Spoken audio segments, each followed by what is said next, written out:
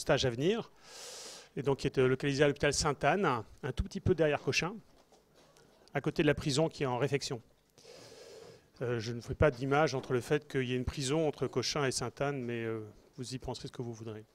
Alors moi je suis donc clinicien, je m'occupe de patients, beaucoup d'addictions, mais j'ai aussi une unité INSERM qui travaille sur la génétique des comportements et des maladies mentales. Et donc, comme beaucoup d'enseignants, j'ai une activité à la fois de clinique et de recherche. Et donc, en psychiatrie, comme vous le savez, on n'a pas de tensiomètre, on n'a pas trop de scanners, pas beaucoup de marqueurs biologiques qu'on utilise tous les jours. Et pourtant, comme vous le savez peut-être, dans les dalils et les explications du retentissement des maladies mentales en 2020, c'est la dépression qui sera la plus coûteuse en qualité de vie. Donc nous traitons les pathologies qui impactent le plus sur la vie des gens, en règle générale, c'est-à-dire de la population générale. Et donc il est extrêmement important, si on veut progresser dans les techniques, dans la reconnaissance précoce, dans les stratégies efficaces, dans le fait de modifier au long cours l'impact de la maladie, de la détecter, donc de la mesurer. Alors quand on n'a pas l'aide très efficace de marqueurs biologiques, eh bien on est obligé de se reposer sur le sens clinique. Le sens clinique, c'est une entité extrêmement compliquée à percevoir, à en mesurer la qualité, l'efficience et ne serait-ce que la reproductibilité d'un clinicien à l'autre. Et donc de manière axée sur la recherche, c'est-à-dire dans le fait de formater les approches qu'on peut utiliser pour pouvoir en mesurer la qualité, on utilise des questionnaires et des entretiens structurés. Et il y a donc tout un pan de la recherche en psychologie et en psychiatrie, c'est-à-dire en gros dans les comportements, les émotions humains, qui se sont totalement centrés sur comment bien mesurer ce qu'on cherche à mesurer. Donc c'est ce qu'on va faire aujourd'hui pendant 1 heure avec qu'est-ce que c'est qu'un questionnaire, comment il s'organise, quelles sont ses qualités. Et vous allez voir, et c'est ça qui est amusant, c'est que finalement, la qualité de ce qu'on mesure va arriver à retrouver à peu près la même fiabilité que de prendre une tension, regarder sur un scanner s'il y a un accident vasculaire cérébral. Ce n'est pas parce que c'est sur une image ou que c'est sur un dosage de feuilles que c'est forcément plus fiable. Par exemple, vous répétez le scan chez le même sujet, vous répétez la tension artérielle chez un même sujet, et puis après vous répétez la mesure. Et vous allez voir que finalement, ces évaluations qui ont l'air très basées sur du flou, elles ont des qualités psychométriques de l'instrument, pas de la réalité de ce qu'elle reflète, qui peut avoir une excellente consistance. Donc ça, c'est ce qui est autour de la psychométrie, pour lesquelles vous allez avoir quelques bases. Alors, dans le cours, j'ai essayé d'être clair pour connaissant les affres et les séquelles stigmatisantes du PSEM1 que vous avez passé l'année dernière. Donc je vous ai mis en rouge ce qui vraiment est requis. Comme vous vous en souvenez peut-être de l'année dernière, c'est en gros, ça tombe. Il n'y en a pas énormément, c'est quand même des choses assez claires. Vous pouvez les apprendre par cœur comme des bourrins, mais je vous rappelle que l'organisation du stock lexical mnésique et de compréhension, il se fait par des afférences qui sont doubles. Vous avez l'hippocampe qui est très sollicité, un peu le préfrontal, pour intégrer, stocker dans un coin, ça veut dire apprendre et être capable de restituer au décours. Mais vous avez toutes les afférences préfrontales qui viennent moduler cette activité hippocampique, qui est très archaïque. Je vous rappelle que notre hippocampe, proportionnellement, il n'est pas beaucoup plus important qu'un poisson rouge ou qu'un crapaud. Ce qu'on a par contre de manière extrêmement différente, c'est le préfrontal, une espèce d'afférence corticale extrêmement tardive dans l'évolution humaine, dans l'évolution de l'espèce vivante sur la Terre. Et donc on est capable d'intégrer, de connoter, de contextualiser, et ça va être extrêmement important dans savoir donner la priorité aux choses intéressantes ou pas. Longue parenthèse, juste pour dire que votre niveau d'éveil est une excellente manière d'augmenter vos capacités mnésiques. Pas compliqué, quand c'est chiant et gavant, personne ne retient rien. Quand on s'intéresse, et s'intéresser, ce n'est pas uniquement parce que l'orateur est extraordinairement intéressant, c'est aussi parce que ça me parle, ça m'intéresse, donc vous contextualisez l'information reçue, et du coup, vous allez pouvoir la mémoriser de manière plus importante. Dans le même registre, on peut apprendre de manière assez comme ça, automatique et aspergerien. On peut aussi le faire en le retraçant sur qu'est-ce que ça donne dans la vraie vie. Vous allez apprendre plein de petites définitions sur les différentes validités, critères de fiabilité et autres. Et puis à la fin de la relecture du cours que vous allez faire ce soir, qui va vous permettre énormément d'augmenter ces capacités de le transformer en stock mnésique, en mémoire, vous allez prendre un exemple. une échelle au hasard en disant qu'est-ce que je dirais sur la qualité de cette échelle. Et donc là, vous allez commencer à faire de la gymnastique, à utiliser les concepts que vous avez découvrir peut-être pour certains, et donc du coup en faciliter l'intégration. Hein. Donc ça, c'est des petits conseils que vous allez d'ailleurs utiliser accessoirement pendant les 10 années ou les 9 années à venir. Donc en gros, en rouge, connaissez-le parce que c'est pas forcément très compliqué, mais vraiment, on vous demande de le retenir, quoi. Alors, je vous donne en même temps la terminologie anglo-saxonne. C'est pas que pour la frime, c'est parce que finalement, tous les articles que vous allez lire, et quoi que vous fassiez en médecine, de toute façon, vous allez utiliser des échelles. La littérature, hein, et hélas même, je dirais que le langage médical, il est maintenant anglais. On aime, on n'aime pas, c'est comme ça. Donc juste pour que vous compreniez, quand vous retrouvez un article, à quoi ça correspond pour le concept français, parce que c'est une terminologie qui est extrêmement protoplastique, hein, qui change d'un article à l'autre tout le temps, qui est très protéiforme, et du coup c'est bien de l'avoir vu une fois pour que vous sachiez en gros de quoi il est. Alors je vous donne des exemples, j'essaie de rendre les choses un tout petit peu moins scolaires, mais bien entendu ça crée immédiatement des affres d'angoisse que je perçois sur les visages, donc je vous ai mis en rouge, HS hors sujet, hein, donc non pas hors service, juste que vous sachiez que c'est pas la peine de vous exciter dessus, c'est juste pour illustrer le propos. Okay, vous avez des polis qui sont réactualisés en général pour l'ensemble des cours, mais les derniers qui ont été faits par les étudiants sont extrêmement proches du cours, donc il n'y a aucun problème, vous pouvez passer vraiment de l'un à l'autre. Alors pourquoi cette mesure subjective est-elle traitée en psychologie médicale? Ben, on l'a dit, hein, c'est qu'en psychologie médicale, on ne peut se reposer que là-dessus, donc on n'a pas le choix. Hein, c'est vraiment une utilisation extrêmement importante. Alors ce qui est important, c'est que vous perceviez bien la différence entre faire des mathématiques sur un objet extrêmement objectif, combien je remplis à mes items, combien d'items sont remplis, quelle est la reproductibilité de ces items, est-ce que ces items sont bien cotés de la même manière à deux moments différents ou par deux cotateurs différents. Là, c'est de la mathématique pure. Et vous allez voir d'ailleurs beaucoup de statistiques dans les approches psychométriques. Ça ne veut pas dire que le concept en jeu, j'aime le chocolat, je suis déprimé ou je suis halluciné, il est lui parfaitement objectif. Donc on pose des questions qu'on pense être pertinentes, et donc on a du mal à conceptualiser l'objectivation de l'objet dont il est question. Par contre, sa mesure, elle peut être parfaitement d'approche mathématique. Hein. Donc attention au schisme sémantique, là, hein. On va être dans le registre mathématique de la mesure, tout en gardant dans l'idée que cette mesure-là, elle reflète un objet qui lui-même peut être une représentation de quelque chose de pas encore totalement clair. Hein, donc faites bien cette différence-là. Alors, vous pourriez me dire, donc finalement, la psychomède, par ses instruments, ça consiste beaucoup à avoir des mesures très objectives de quelque chose pour lequel on ne comprend pas grand-chose. Mais il ne faut pas oublier que cette mesure subjective, elle est extrêmement importante et elle dénote, elle n'est absolument pas spécifique de la psychologie médicale. Je donnais l'exemple tout à l'heure un peu trivial de la tension artérielle. Hein. On a l'impression que ça, c'est des choses très très précises.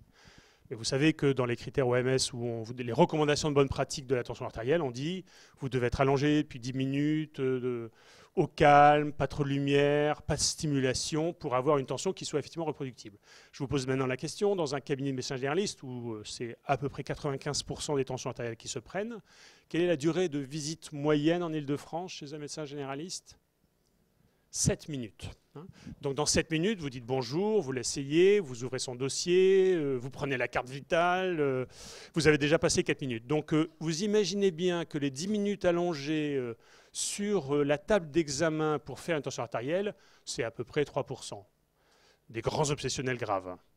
Donc c'est très bien pour eux, sauf que bon, alors là on va avoir une excellente mesure, mais bien entendu le coût va être considérable parce qu'accessoirement il y a aussi énormément d'autres choses à faire dans la médecine préventive et de suivi, et donc on ne peut pas tout faire. Donc bien entendu il y a de la subjectivité, et il y a des généralistes un peu toniques, costauds, qui vont le prendre debout au moment où il est assis, il lui met le truc qui rentre en 30 secondes dans la tension automatique, d'autant que maintenant on n'a plus besoin de la petite poire parce qu'en fait on a tous les appareils électroniques, et donc on ne va pas perdre de temps. Et donc il y a une énorme variabilité de cette mesure de la tension artérielle qui va dépendre de plein d'éléments de subjectivité. Le type qui arrive détendu, on ne va pas s'exciter à lui prendre sa tension artérielle, il a l'air de ne pas avoir le profil, il n'est pas obèse, il ne fume pas, il est jeune, donc a priori il doit avoir une tension normale, alors que des sujets un peu à risque, on va les prendre de manière différente. Donc on a énormément de subjectivité, y compris dans les mesures totalement objectives. Donc là aussi, faites attention au clivage un peu simple de la subjectivité, ça va considérer le cerveau, et le reste, on est dans les mesures dures. Il n'y a pas de mesure dure. Hein. Il y a toujours une part de subjectivité, même si elle n'est pas que le déclaratif, elle peut être sur la manière dont les choses sont mesurées. Alors la mesure subjective, qu'elle soit psychologique ou psychiatrique, hein, elle est scientifique, ça c'est ce que je vous dis tout à l'heure, avec le fait que certes, le domaine dans lequel nous travaillons, qui est par exemple votre niveau d'humeur aujourd'hui, vous vous rendez bien compte, hein, ça bouge d'un moment à l'autre, ça dépend des circonstances, donc il y a une variance, hein, il y a un flou dans la mesure obligatoire, ce qui n'empêche pas que ce qu'on va aller regarder, c'est-à-dire ce qui est délivré, lui va être avec des qualités psychométriques qui vont permettre des mesures extrêmement fines. Alors, premier critère, donc vous l'avez en rouge, donc c'est la première diapo à retenir. Qu'est-ce que ça veut dire validité? Alors, j'adore ce concept qui est un peu, combien de temps ça prend? Ça prend un certain temps. C'est la qualité, c'est ce qui mesure bien ce qu'il est censé mesurer. Ça fait un peu trivial comme ça, mais finalement, ça reprend le mieux la validité d'un questionnaire. C'est-à-dire qu'en gros, si je mesure le trouble de l'humeur, je veux que mon instrument, il me mesure vraiment le trouble de l'humeur. Et pas, par exemple, l'anxiété. Vous savez que l'anxiété et l'humeur sont extraordinairement corrélées. Et pas non plus la consommation, par exemple, de tabac. Hein. Le tabac augmente par 3 le risque de dépression, la dépression multiplie par 3 le risque de tabac. Donc ce sont des choses qui sont collinaires, hein, qui varient ensemble. Et donc quand je veux mesurer quelque chose qui est la dépression, je ne veux pas mesurer la dépendance au tabac qui me donne un indice de dépression. Je veux être au cœur du phénomène mesuré. Donc mon instrument est valide s'il mesure ce qu'il est censé mesurer. Pas très compliqué à retenir, retenez-le parce que après vous allez voir qu'il y a quand même plusieurs variantes et c'est important de retenir des choses simples. Donc on va opposer validité et fiabilité. Alors, fiabilité en anglais, c'est le reliability, c'est le terme conceptuel utilisé en anglais.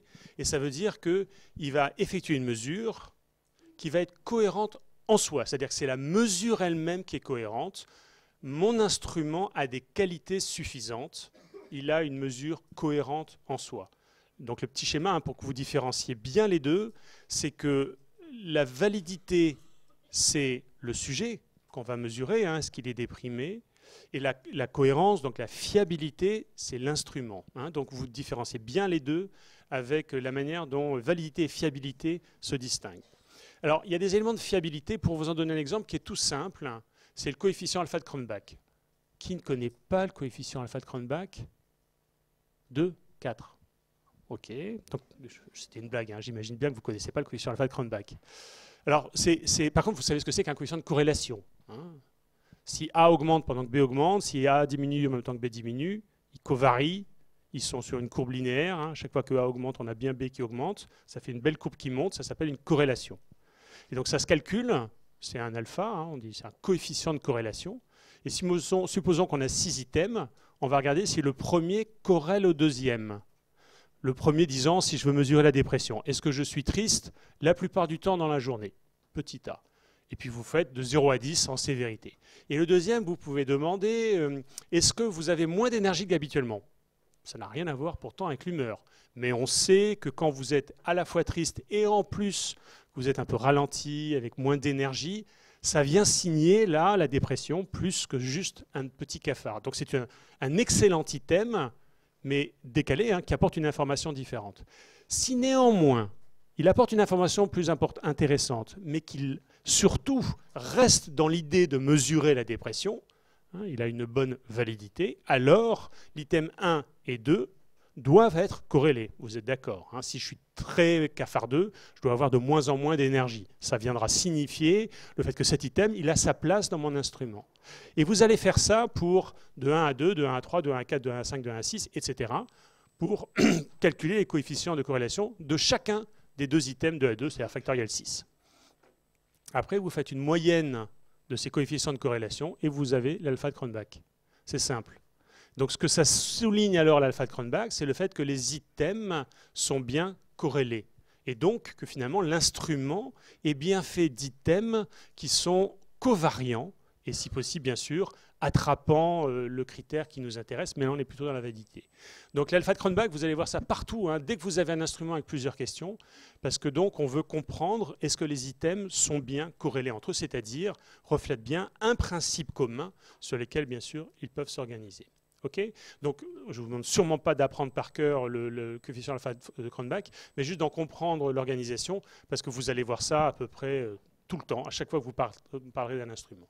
Alors, on donne des critères, hein, un coefficient de corrélation à 1, donc 1,0 de corrélation entre les 6 items. Vous en pensez quoi? Est-ce que c'est un bon instrument?